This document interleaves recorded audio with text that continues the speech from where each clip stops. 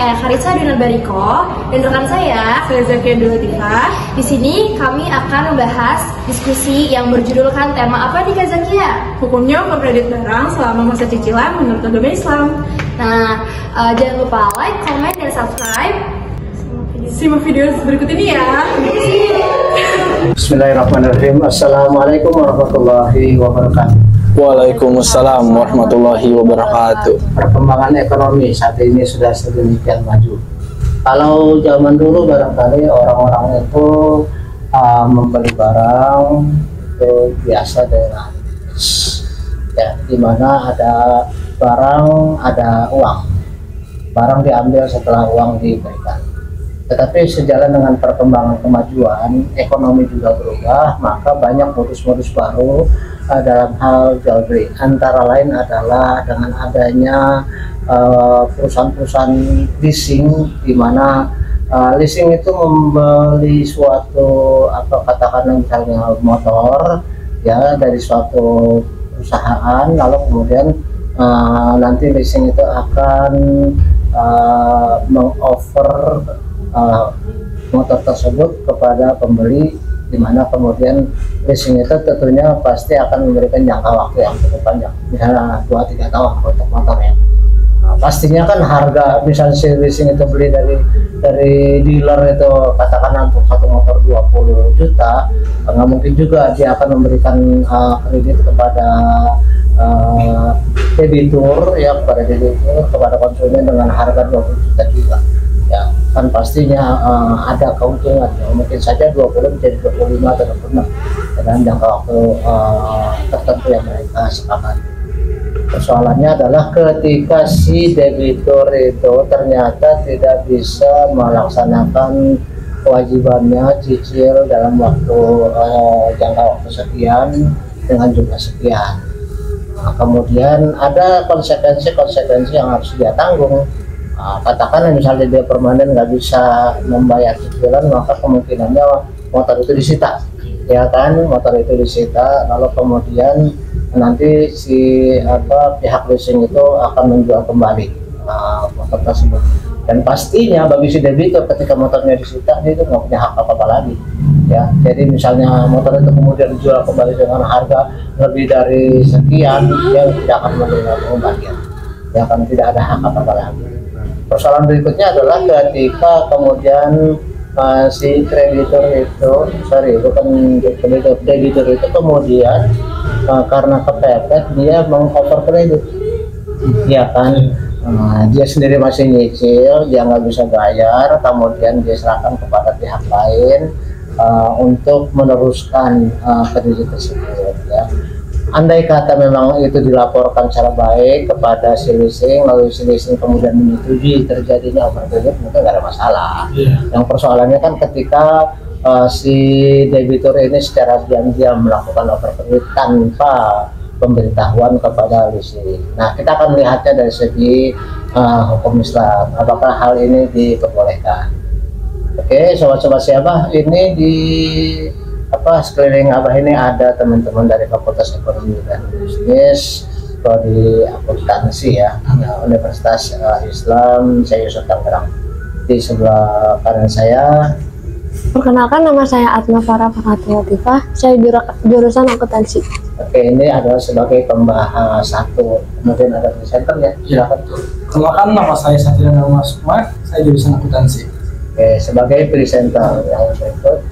Perkenalkan, nama saya Firman Dilansyah, di akuntansi, saya sebagai kelas.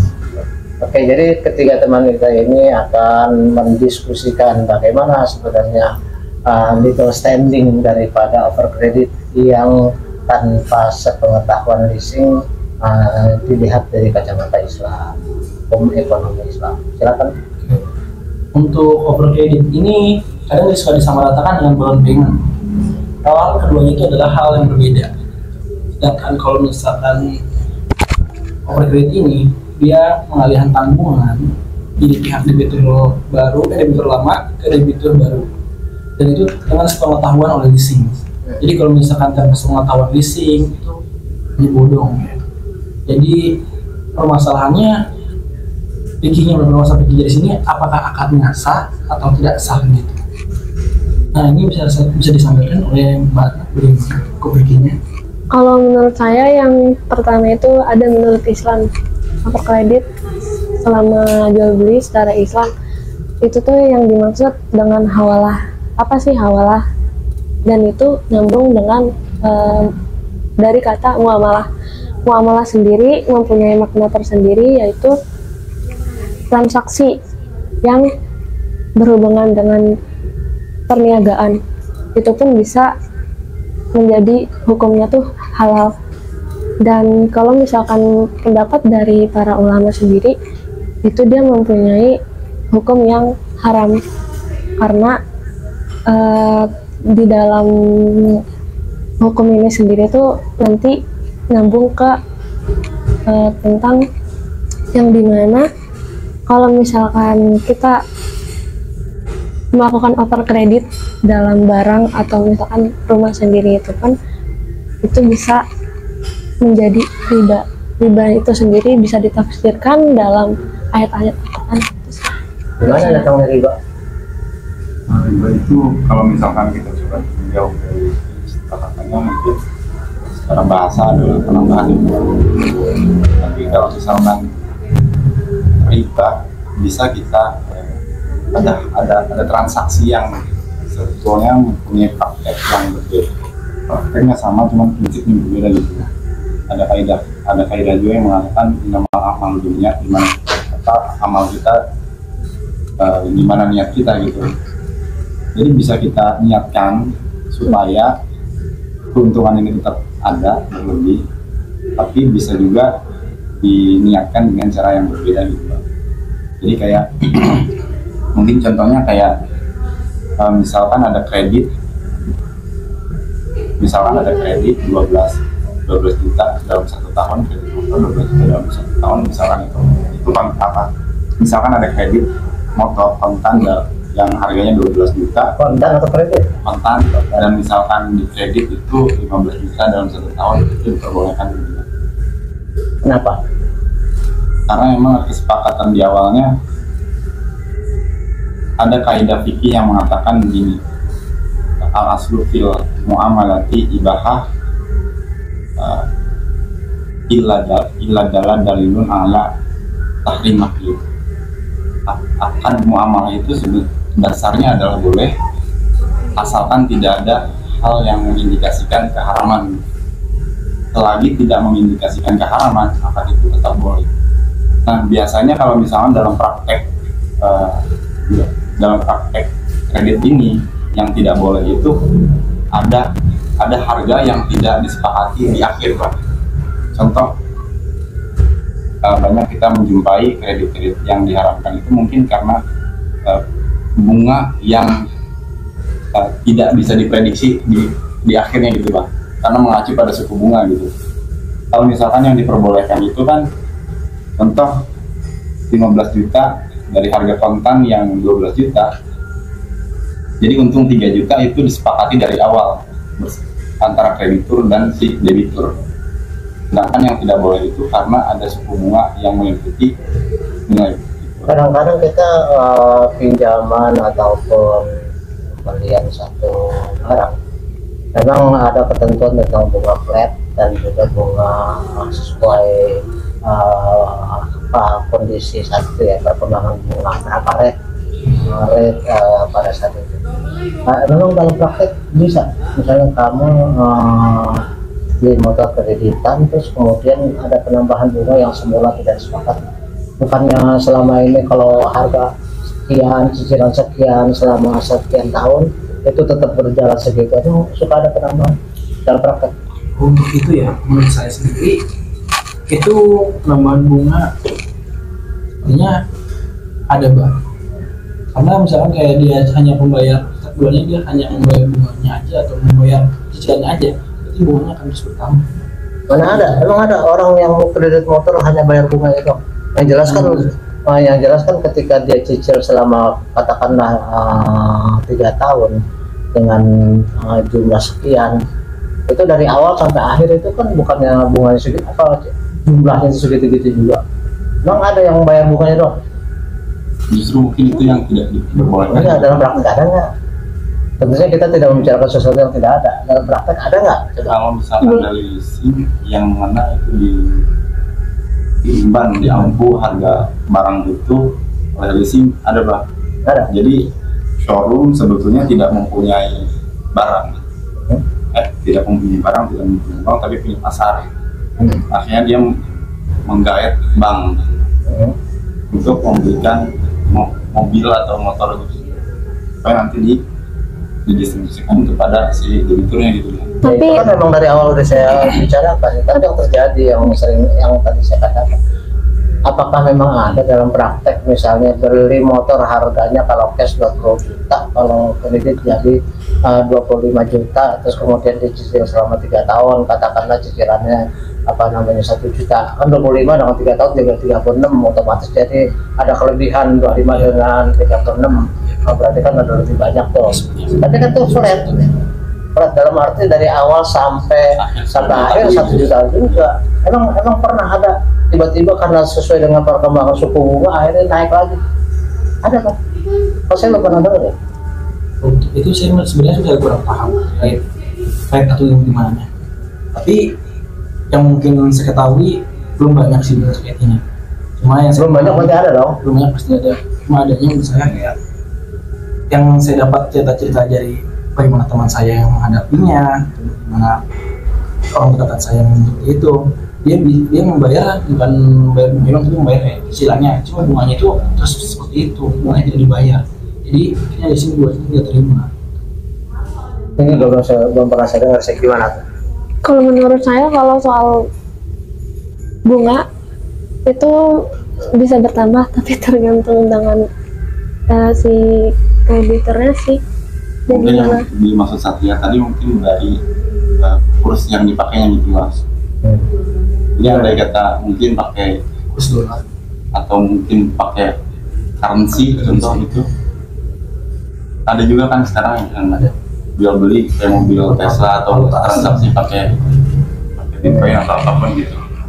Gimana unsur bunganya di situ? Unsur ribanya gimana? Kalau misalkan dikonversikan ke rupiah Mungkin tidak sesuai karena kayak yang perjanjian di awal, karena perjanjian harusnya flat malah jadi nggak flat. Sepertinya ya mungkin saya yang belum tahu ya. Yang saya tahu itu biasanya kan dari awal kita sudah teken suatu perjanjian untuk untuk kredit barang, ya katakan misalnya tadi 25 menjadi 30 dan kita sepakat di situ. Kalau misalnya naik dari 25 jadi 36 dan ada kesepakatan antara leasing dengan konsumen atau kreditur atau debitur, kalau menurut saya itu bukan suatu bunga ya, karena nggak mungkin juga leasing itu dia kalau cash dia jualnya 25, terus kalau kredit jualnya 25. Nggak mungkin, itu pasti naikin, jadi katakanlah 3 tahun jadi 36 kali 1 juta jadi 36 juta, itu yang ngomong seperti itu. Nah, pertanyaannya apakah kenaikan itu merupakan suatu riba? Mungkin kalau biasanya sih bukan, karena pasti wajar kan jadi jangka waktunya jadi manjang. Si leasing itu tadinya dapatkan keuntungan saat itu, tapi dia mundur sampai berjalan 3 tahun, dimana dalam 3 tahun itu akan sangat banyak resiko-resiko, misalnya si debitur gagal bayar, ya kan, atau bagaimana. Gagal bayar dalam arti dia nggak bisa bayar karena kesulitan keuangan, masih bisa ditarik lagi. Tapi seandainya si debitur itu kemudian umurnya pendek, gimana tuh? Tarik nggak tuh motornya? Untuk umur, misalkan menurut saya juga ya, biasanya itu ada ahli waris yang bayar. Biasanya yang menggantungkan itu adalah ahli waris yang melanjutkan. Kalau ahli warisnya tidak mau melanjutkan, dia bisa over kredit atau mengikhlaskan itu kita. Prakteknya begitu ya? Praktiknya Seperti itu. ada seperti itu Pak. Jadi ahli warisnya menanggung sih. Bukannya biasanya itu dalam satu perjanjian disebutkan satu klausul. Ya, Misalnya si debitur itu katakanlah wafat, utang tuh ini tutup, utang tutup kenapa? Ya karena toh dia juga udah ada keuntungan dari kenaikan harga itu tadi kan. Dari 25 jadi 36 itu kan lumayan gede kan. Maka kemudian diasuransikan biasanya, ya kan, diasuransikan sehingga ketika terjadi sesuatu misalnya si debitur itu berumur pendek, maka asuransi yang menanggung dan cicilan itu ditutup. Cuma kan yang jadi persoalan yang kita pertanyakan itu, semisal Anda kredit nggak bisa nyicil dengan baik, terus kemudian Anda diam-diam over ke orang lain, ya. Itu dari hukum Islam gimana tuh? Kalau dari hukum Islam sih biasanya disebut dari muamalah ya, Bah. Muamalah itu dapat diartikan sebagai ya yang tadi transaksi yang bisa menyebabkan itu menjadi penagihan hutang, yang dimana kalau misalkan udah jadi hutang tuh dia hukumnya sendiri pun haram sih, Bah, karena bisa menjadi si ribanya itu gitu. Ribanya di mana? Bisa tidak sah. Tidak sah, iya. Karena diam-diam tadi tidak ada transparansi antara si penjual dan pembeli atau orang-orang yang terlibat. Tapi banyak kan ya, misalnya over kredit apa sepengetahuan di sini, kan yang penting kan kredit itu jalan terus. Ya? Anda over kredit, katanya Firman over kredit dari Satria, ya kan? Nah, berarti kan nama masih nama Satria, tapi kan cicilan jadi milik Anda, jadi hak apa kewajiban Anda. Terus kemudian selama masa 3 tahun masa perjanjian, terus kemudian tidak terjadi pengalihan nama sehingga Anda tetap nyicilin sampai habis. Ya kan, berarti selisih kan nggak ada masalah, selisih kan nggak jadi korban, mau cicilan jalan terus. Kecuali setelah itu cicilannya nggak dibayarkan, Anda tetap bayarin sampai habis masa. Dalam hal ini gimana itu, dibolehkan atau enggak? Menurut saya diperbolehkan aja sih, tapi secara Islam tidak satu hal. Kenapa? Kita percaya secara Islam juga. Menurut saya secara Islam tidak sah, karena selisih ini tidak mengetahui janjian antara si debitur baru dengan debitur lamanya, Pak. Jadi harusnya mengabari ke pihak di sini ini supaya ada pembicaraan lagi bagaimana saling menanggungnya gitu. Soalnya kalau misalkan enggak kawan dalam salah satu dasar dalam perjanjian Islam yang sah adalah kalau suatu perjanjian dilakukan secara transparan dan tidak ada pihak yang dirugikan, ada keadilan, ada kejujuran. Persoalannya kan Firman nerusin cicilannya, cuma tidak ada pergantian nama aja, nama debitur yang semula Satria kemudian sekarang jadi Firman, itu memang tidak dilapor ke leasing. Tapi kan intinya dalam ini leasing nggak rugi, orang cicilan jalan terus. Gimana pihak kesalahannya? Tapi mungkin ada aspek lain, karena di dalam status kepemilikan si barangnya ini bukan kepemilikan sempurna gitu. Ada hak dari si leasingnya juga. Jadi ada satu barang yang dimiliki oleh dua pihak. Seharusnya barang ini masih dimiliki oleh dua pihak, seharusnya pihak yang satu lagi juga harus tahu seharusnya gitu. Karena ini bukan purely milik si Satria. Lo bukan milik Satria juga, masih kredit sebenarnya yang milik siapa? Ada dua orang milik leasing. Masih. Yang milik leasing sama kredit selama belum lunas kan udah jadi milik Satria. Ada pembagian gitu, macam pemilikan bersama gitu. Selama masih cicil kredit itu barang adalah milik leasing.